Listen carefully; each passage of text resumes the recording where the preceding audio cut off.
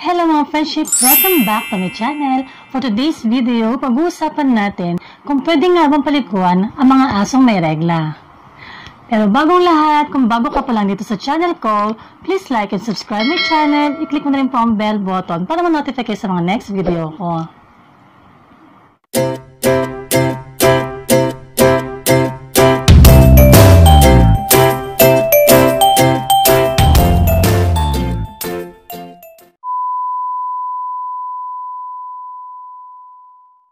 So yun mga friendship, pwede nga ba nating paliguan ng mga alaga nating aso kapag sila ay may regla?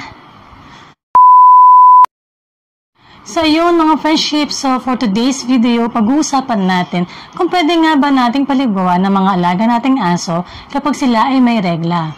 Marami sa ating mga fur parents ang nagtatanong kung pwede nga bang paliguan ang mga alaga nating aso kung sila ay may regla. At ang iba naman nagtatanong kung pwede nga din bang paliguan ang mga alaga nilang aso kapag ito ay napaistad. So yun, sasagutin ko yung mga question na ito, pero disclaimer lang po, hindi po ako isang veterinaryo at hindi rin po ako expert sa mga aso. Kumbaga ito ay base sa aking experience lamang dahil ako po ay may alagang aso. Ayan, si Pompom.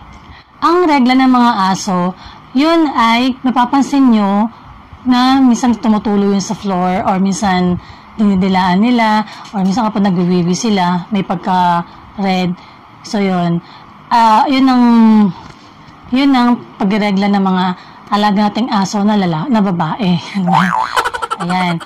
Bali, ang regla nila, tumatagal yan ng minsan, depende kasi, for me, base sa aking experience sa mga alaga kong aso, minsan 14 days, minsan 15, 16, meron pa nga yan. Pero hindi na ganun kalakas. So kapag regla sila, pinapaliguan ko pa rin sila gaya ng ginagawa ko sa kanila kung sila ay walang regla. Importante yan kasi kapag nireregla yung mga alaga nating aso, minsan mapapansin nyo or maamoy nyo yan eh.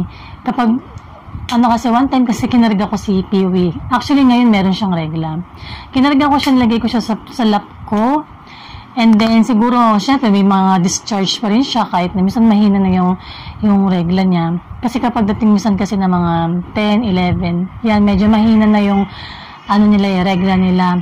Hindi kagaya kapag mga first day, second day, third day, ganyan. Malakas talaga. Makikita nyo talaga, halos tumutulog na yun sa floor. Pero kapag dumabot na yan ng 10, 11, 12, mahina na yan. Kaya lang, meron pa rin discharge yan na lumalabas na dinidilaan kagad nila. So yun, one time, kinalong ko si Peewee sa lap ko. Siguro dumikit yung niya sa aking hita. So naamoy ko talaga, medyo malansa talaga. So kailangan natin paliguan sila para na rin mawala yung amoy. So yun, kailangan natin silang paliguan kasi syempre mainit yung pakiramdam din nila para maging fresh sila.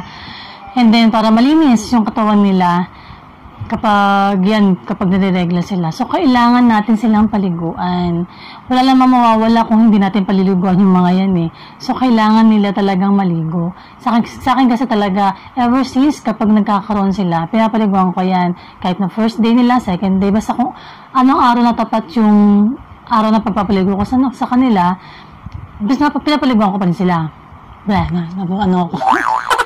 Ayun, so, sa naman, sa pag-stud naman, after ng stud, kasi yan, marami rin nagtatanong ng ganyan na, pagkatapos ba na may stud yung alaga nilang aso, kung pwede ba ng paliguan after. Base sa experience ko kasi before, yung nabuntis yung first dog ko, si Pringles, pinaliguan ko naman, pero ang sabi nila, naririnig ko nga na baka daw makunan, ganyan.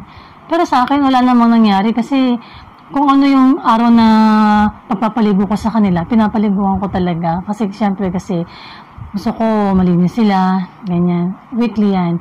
So, ginawa ko, pinaliguan ko pa rin. Kinukuskus ko pa rin sila or the usual na pagpapaligo ko sa kanila. Wala naman, okay naman. So, wala namang masama rin kung paliliguan natin yung mga alaga nating aso after na stud sila. So, depende na lang siguro yun sa aso or hindi ko lang sure. Depende na lang siguro sa aso yun. Pero yun, base sa experience ko, ganun yung ginawa ko sa kanila na hindi ko naman sila yung talagang pinaliguan dahil nga may regla sila or after lang nilang may stud. baka makunan. So, hindi. Pinaliguan ko pa rin sila. And then, kapag nanganak naman, yan, marami rin ako na, encounter ng mga questions na ganyan na, after bang manganak na mga alaga nilang aso, pwede na ba daw nilang paliguan, or ilang araw, or ilang linggo, ilang buwan, nila pwedeng paliguan, ganyan. For me, base rin sa experience ko dati, nung nanganak si Pringles, siguro, pinalipas ko lang yung mga 3 or 4 weeks siguro yun. Saka ko pinaliguan si Pringles noon, yung alaga kong aso. So, nung una, syempre, nung nanganak kasi siya, medyo mabalahibo siya kasi hindi ko siya napagupitan noon bago siya manganak. Pinanasan ko lang siya, pinupunas-punasan ko, tsaka yung dibdib niya, syempre, papadede siya. So, medyo talagang hindi maiwasan na may lumalabas na milk sa kanyang breast. And then, dumudodo yung mga papi sa kanya. So, pinupunasan ko yun para malinis lang din. Pero hindi ko muna siya pinaliguan. Pinaliguan ko siya after, hindi ko matandaan kung 3 or 4 weeks, ganyan. And then, sandali lang din yun. Hindi ko talaga yung pinatagal siya kasi siyempre kakapanganak lang. Gaya din natin, kapag nanganganak din yung mga tao, diba, hindi naman pwedeng agad-agad maligo kasi baka nga mapasma o ano. Pero, safetyness ng alaga nating aso na huwag na lang muna natin silang paliguan after manganak. So, yun lang ang aking mga i-share sa inyo sa mga inyong katanungan na base sa aking experience. Yan, sa pagregla, sa after my stud, after manganak. So, kailangan pa rin natin silang paliguan. And then, pero wag naman yung twice. Para sa akin, hindi yung twice a week kasi sa akin kasi ginagawa ko once a week. Kapag madalas kasi natin silang paliguan, nawawala yung natural oil sa balat nila or sa balahibo nila, which is yun ang nagpo-protect sa kanila. So, kailangan, pwede na yung once a week lang natin silang paliguan. So, yun lang mga friendship. So, kung may mga katanungan kayo, mag-comment lang kayo and then sasagutin natin ang mga katanungan nyo. So, yun. So, hanggang dito na lang ang aking video. So, sana nagustuhan nyo. Sana may natutunan kayo sa aking share. Ayan. Pero kung bago ka pa lang dito sa aking channel, please don't forget to like, share, and subscribe my channel. I-click nyo rin po ang bell button para ma-notify kayo sa mga next video ko. Thank you for watching. Bye!